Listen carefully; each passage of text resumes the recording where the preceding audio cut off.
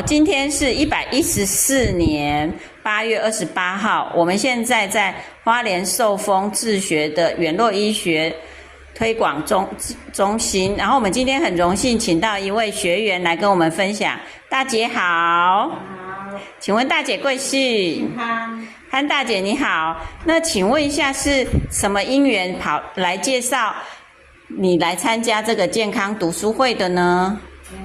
简小姐介绍我来的。哦，你的好朋友简小姐介绍你来的。那请问一下，你是身体有哪里感觉不舒服是吗？对，我的脚、膝盖没有力量，然后起起口口。会起起口口，是两只脚吗？对。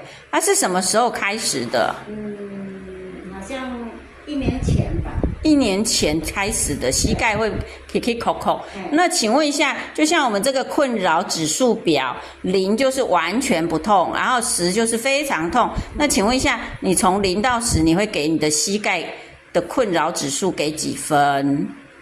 是那个5。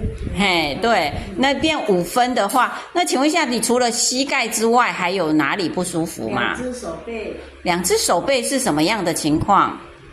就举不高，举不高，不能穿内衣。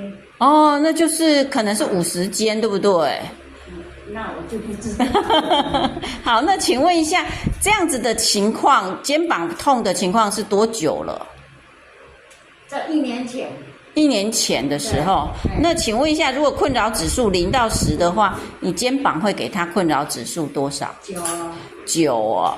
那9的话，那请问一下，你来研究健康多久了？1年2个月了，2个星期。哦，1年2个星期。那你是什么时候现在你的膝盖研究健康1年2个星期以后，你现在觉得你的膝盖是困扰指数剩多少？2。